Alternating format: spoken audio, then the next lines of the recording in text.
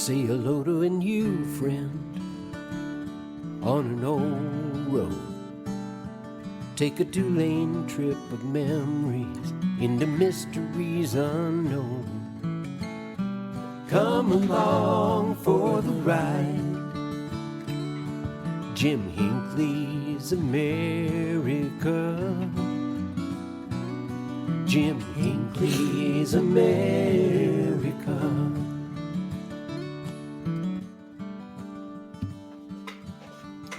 Good morning, my friends. How's everybody doing on this beautiful, beautiful day? Here at the studios of Jim Hinckley's America in Kingman, Arizona, it's a surprising 60 degrees this morning. We're here within spitting distance of legendary Route 66. Hey, a couple little things to mention here. The folks in Tucumcari got hit really hard. 2 days of consecutive storms, lots of damage, hail, wind, rain, you name it. They took a beating. The New Mexico Route 66 Association has launched a GoFundMe account to help business owners get their neon signage and some other damages taken care of. I posted a link on the James Hinckley Facebook page this morning, and I will have a more information on our website a little bit later. Mr. Nolan's with us this morning. He's here actually at the Ramblin' Rose in Kingman, Arizona, just down the road, just a piece. And Nolan and I and his charming wife are going to have a little bit of an adventure, but that's next Friday. A couple other points of interest, of course, speaking of Tucumcari, they're good friends of ours and a sponsor of Jim Hinckley's America. And you might need to put that on your list of places to do more than just pass through, even without the neon. It's a tremendous, tremendous place. Of course, give a shout out to our good friends there in Cuba, Missouri, at Connie Eccles, the Wagon Wheel Motel. More than just a motel, it is a living time capsule. It's the oldest continuously operated motel on Route 66, and it is also just a charming place. Lots of good restaurants in the neighborhood. Missouri Hick next door. Shelley's for breakfast right down the street. We are waiting this morning, we hope, barring technical difficulties, that Mr. Delvin Harbour will be joining us from the California Route 66 Museum in Victorville, California. And I'm not sure where he's at. Let me send him a quick message. And let's see what else we've got on. Who's excited about Memorial Day weekend kickoff for summer road trip adventures?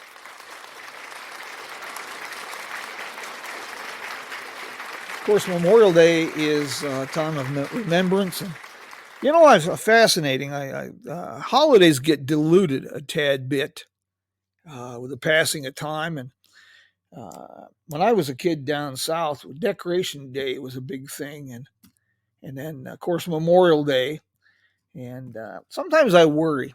Holidays like Memorial Day have gotten a bit diluted. They've become an opportunity to, sell mattresses and used cars and escape from work for a few days. But I think it should be a little bit more than that. Need to take a time to kind of reflect on things. I shared a story yesterday from the Jim Hinckley's America website, jimhinckley'samerica.com, and about the dedication of the World War I Memorial downtown Kingman at the courthouse in 1928. Sam Swiskogamy of the Wallapai tribe was the designated honoree on that. Mr. Nolan, how is the Rambling Rose Motel? We've got this set up for anyone who'd like to call in this morning because I'm not sure where Delvin's at, but we can take.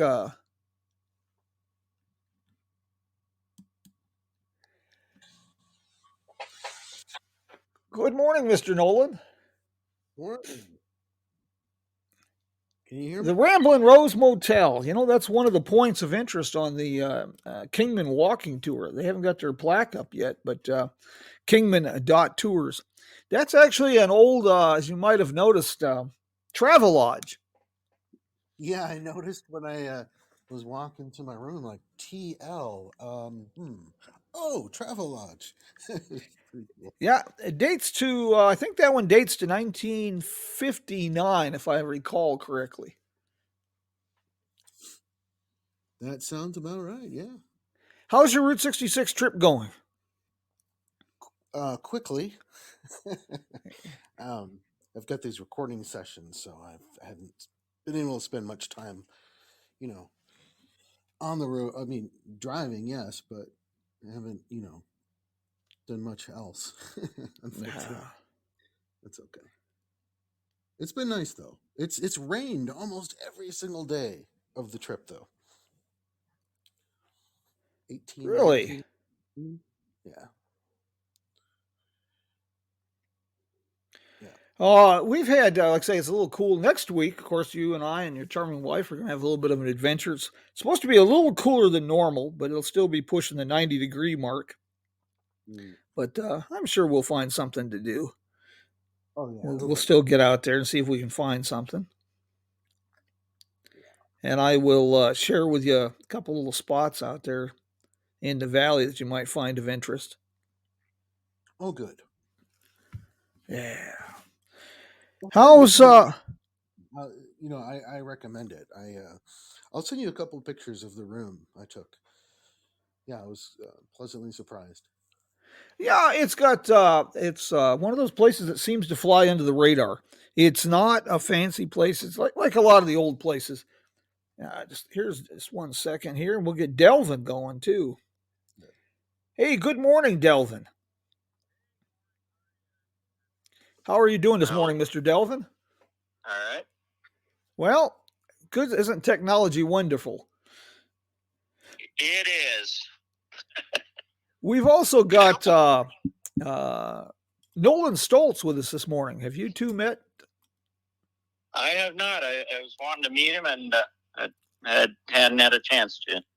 Mr. Nolan, when are you going to be out in Victorville? I was there yesterday actually, Uh-oh. and I was at the museum as well. Did you? I guess you must have missed Mr. Delvin. So I was talking with Danny though. Yeah. You've got quite a nice museum there in Victorville, Delvin. Well, it's not mine. I'm just a volunteer and in there. But I credit the people that started it back in 1995. I really like working there. I always have a good time meeting people from all over the U.S. and all over the world.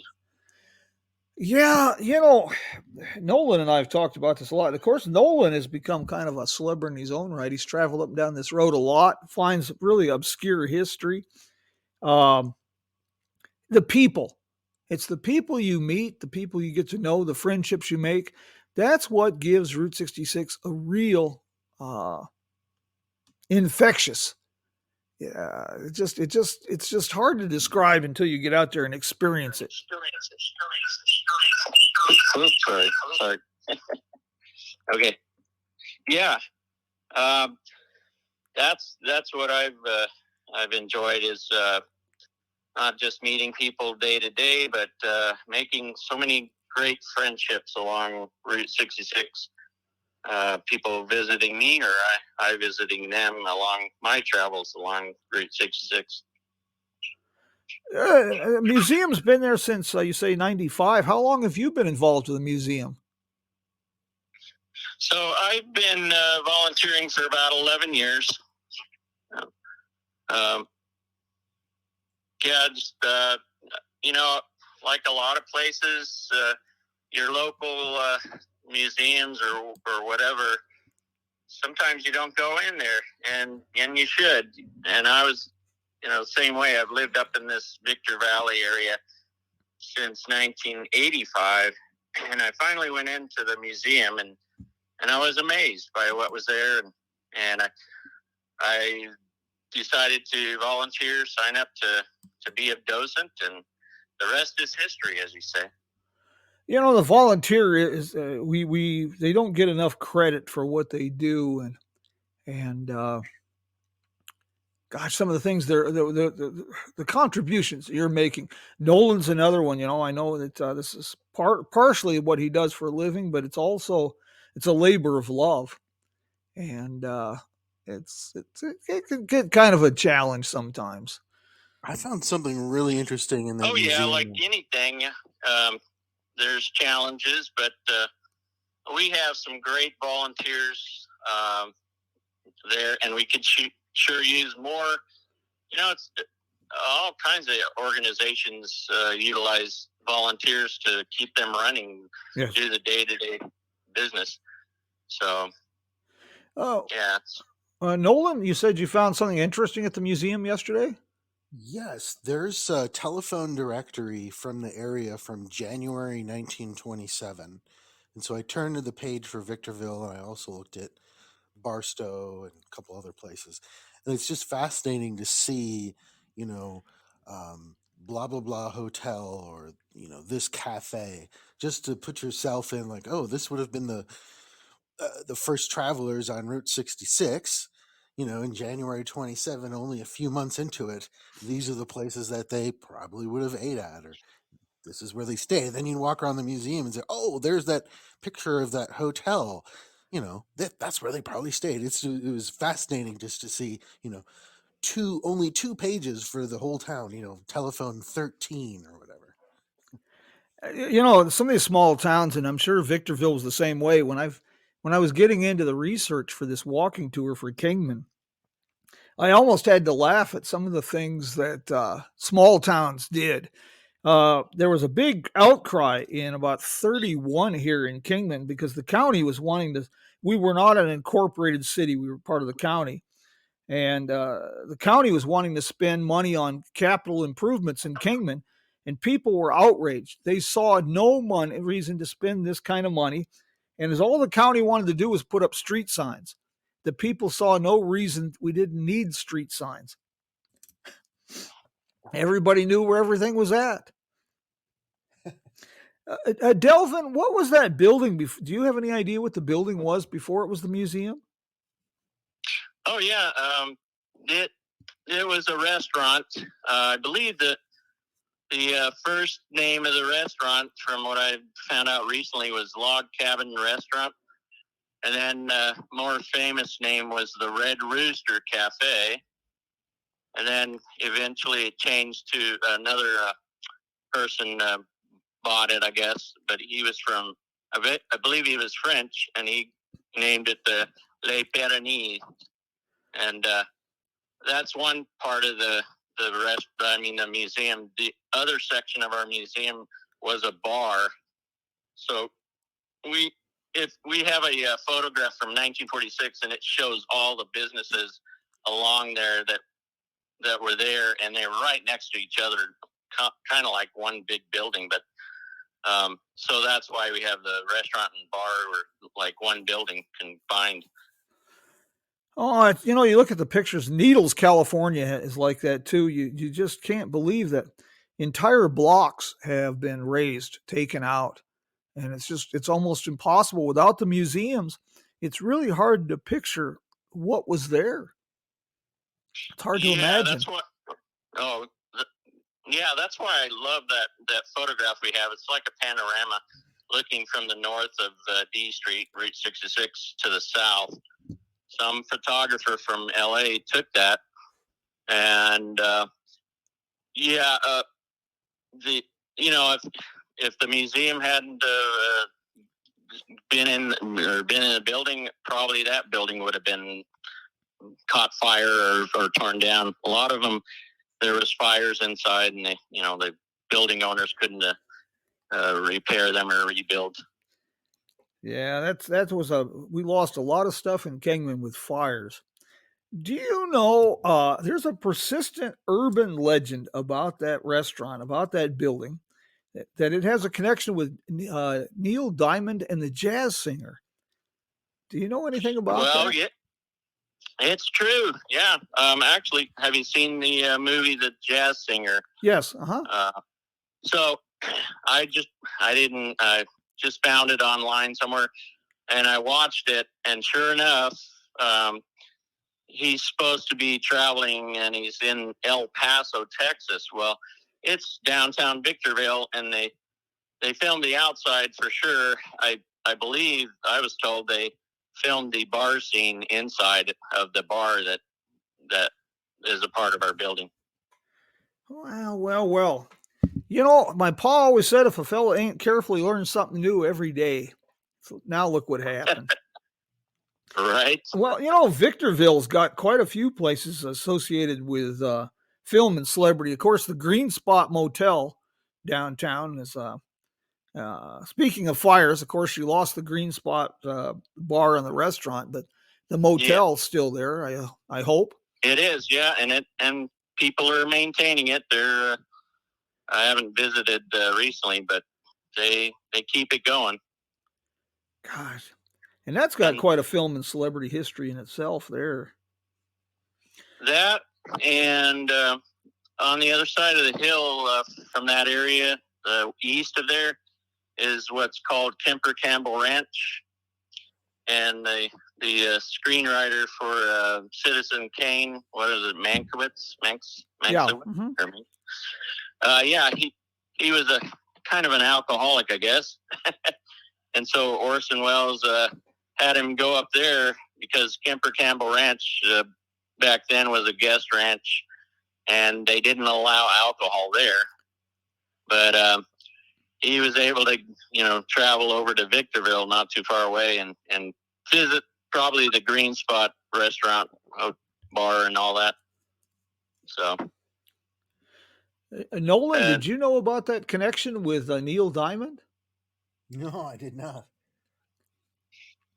That's one of the things that I really am surprised in, and Nolan has done. I'm just impressed with the way Nolan travels and does things. He finds out these obscure lodging places and tries to put himself in the world of the 1920s traveler. But the film and celebrity associated places are often tied to those obscure lodging choices. And that Neil Diamond story, that's one I can add to the books. Yes. If you want more, Kemper Campbell Ranch hosted other celebrities just getting away from the Hollywood hype.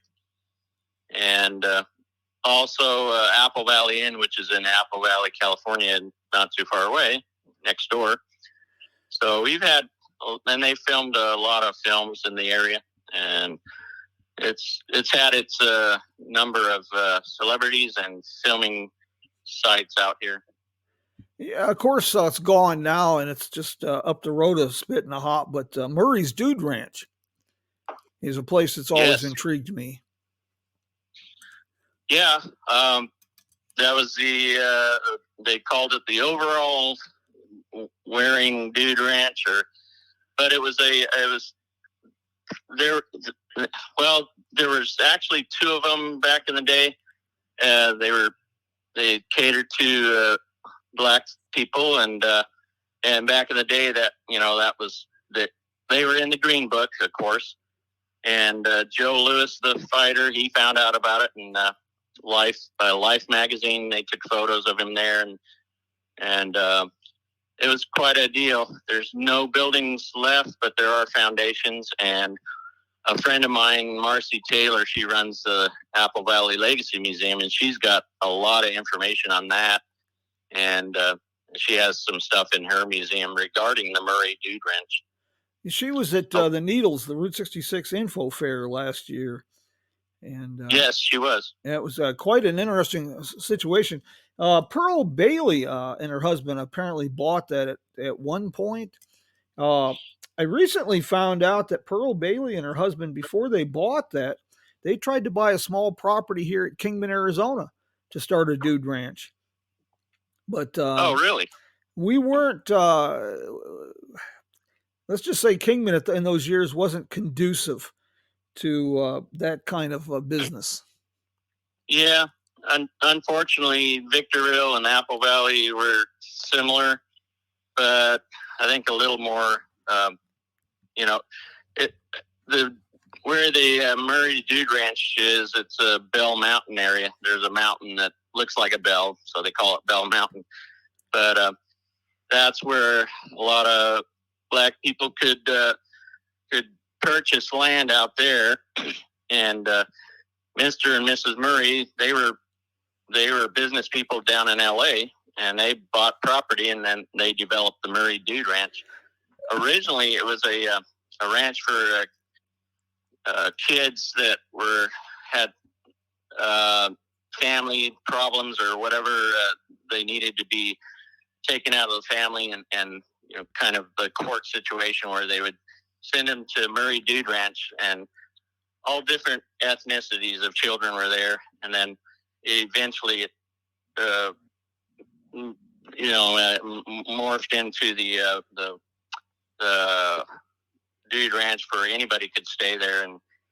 And Pearl Bailey and her husband stayed there, and then they eventually bought it after Mrs. Murray died, and Mr. Murray, he was getting older and decided he needed to scale down a bit. And so he had, Pearl Bailey, she and her husband lived there.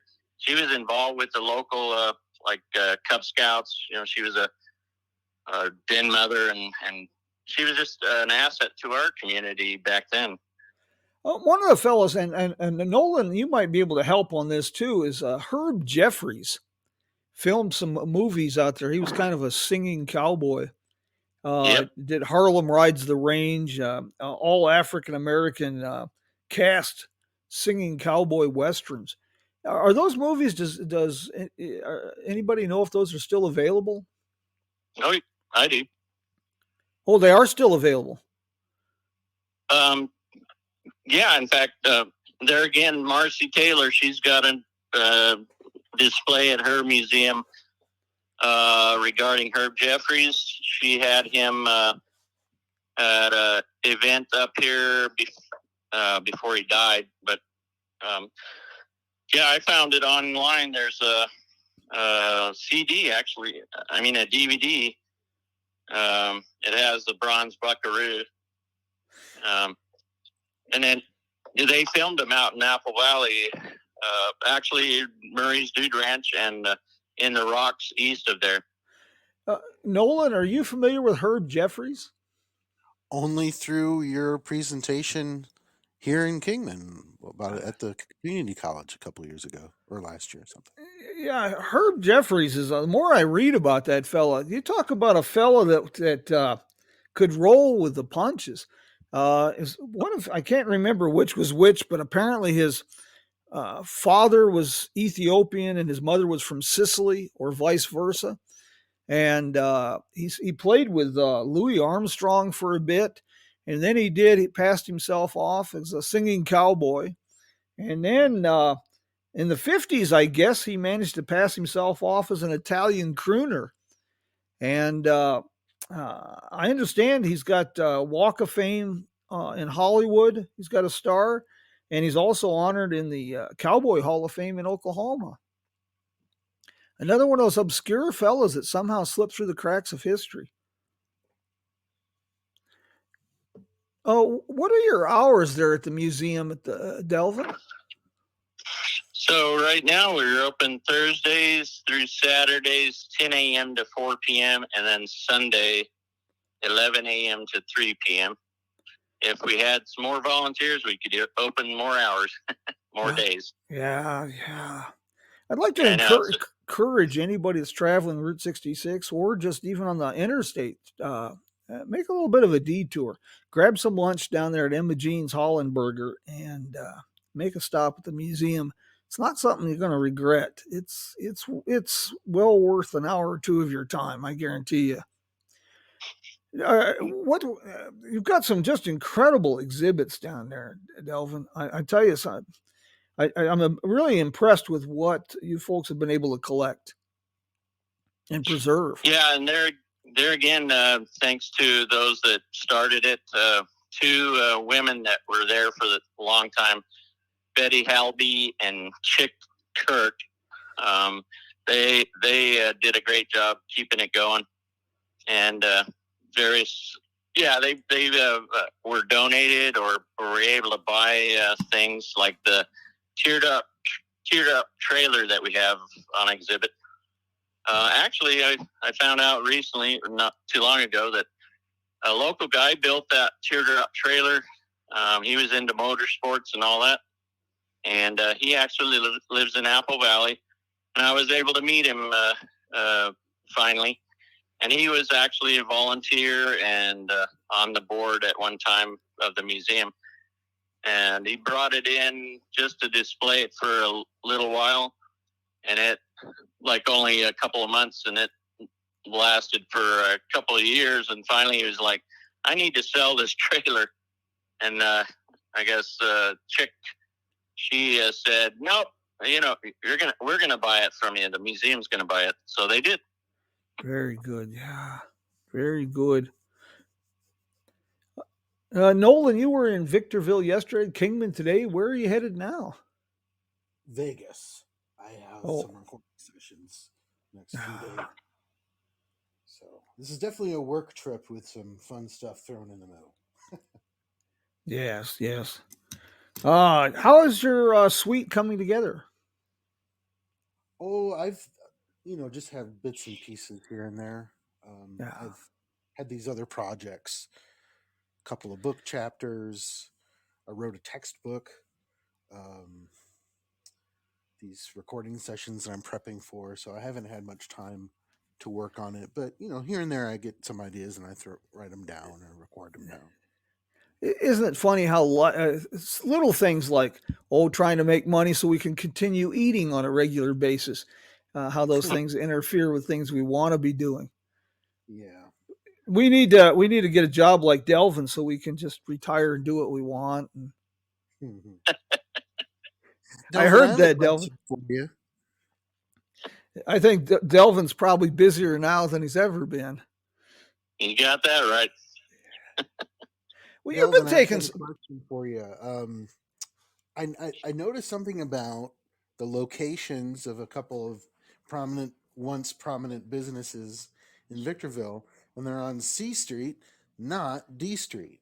I'm talking about the Green Spot Motel, and perhaps even more so the El Rancho Theater. Was C Street a much busier street at the time? It just seems odd to have this movie theater, the El Rancho, facing this corner that's not even on the main highway. Is there any context you could give for what the street used to be like? Delvin, Nolan was asking about C and D Street, the El Rancho, the theater, the Green Spot.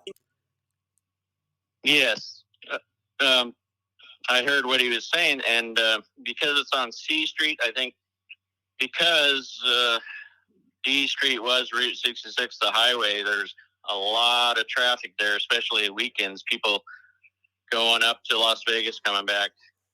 And C Street was, right a block away or so.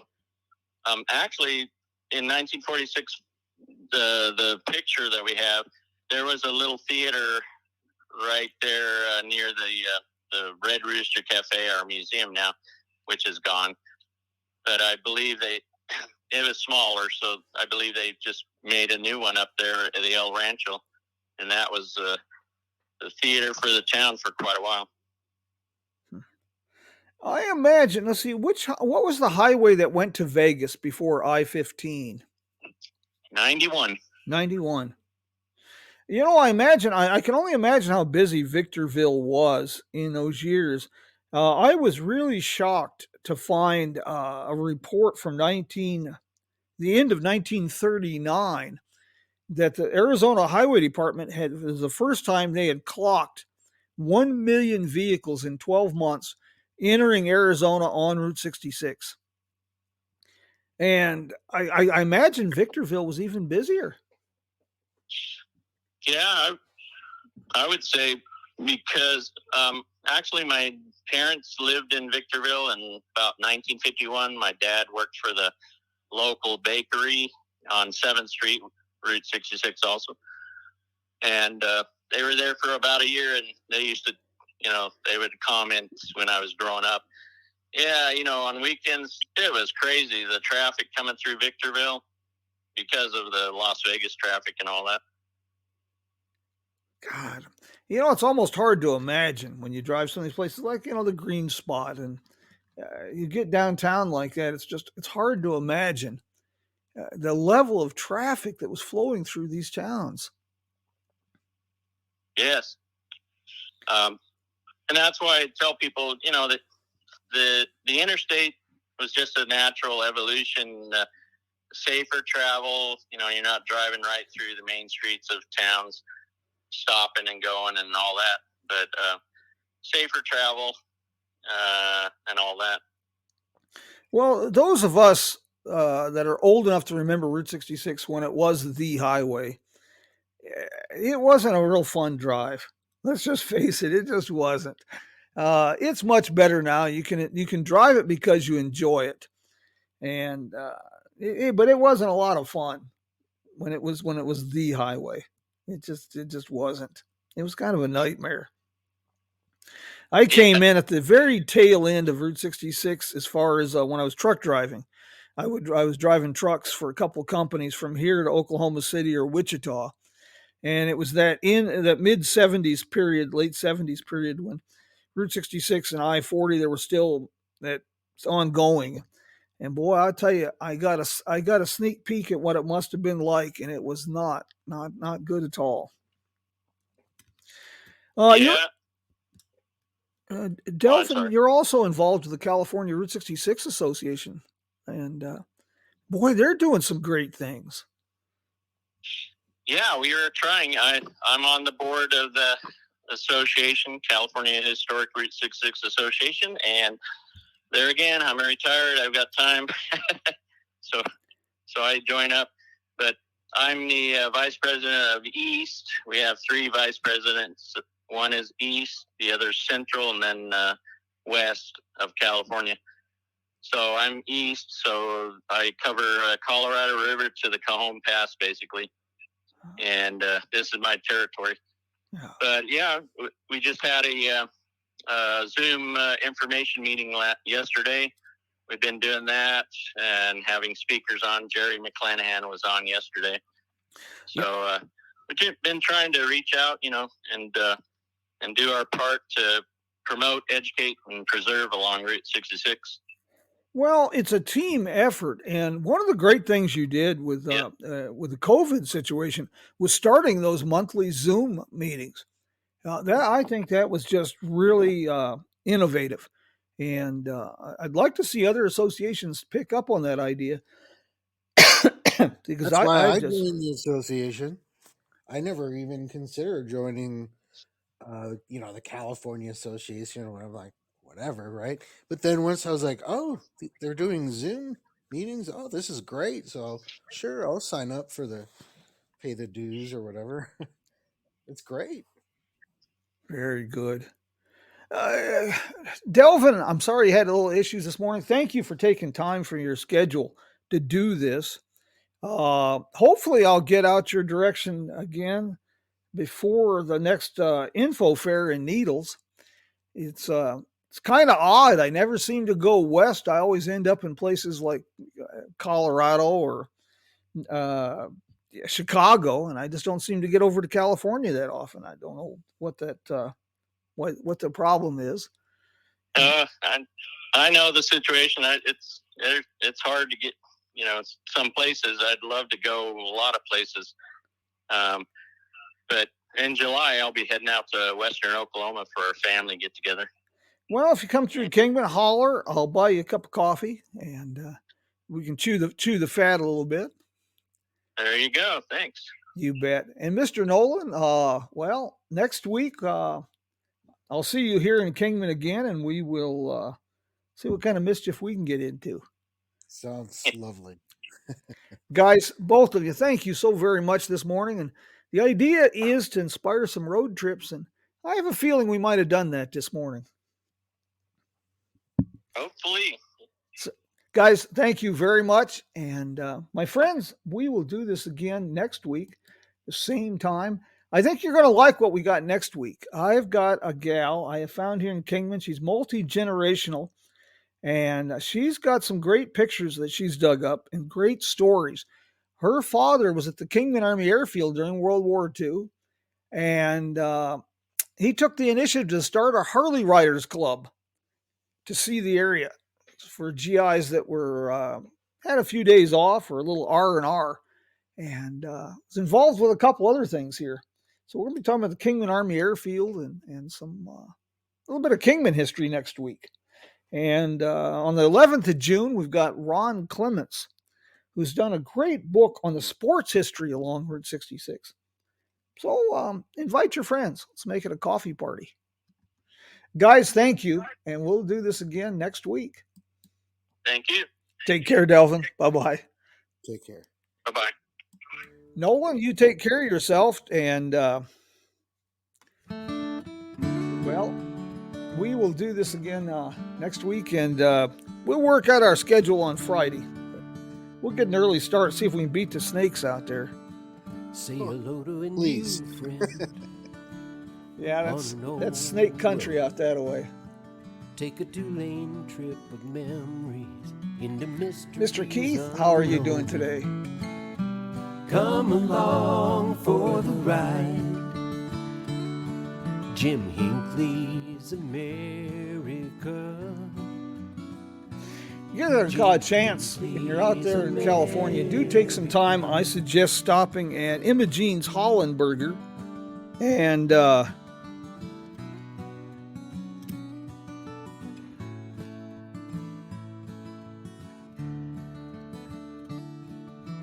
then take a stop by the museum. And you won't regret it. My friends, until we meet again, vaya con Dios, mi amigos. Adios.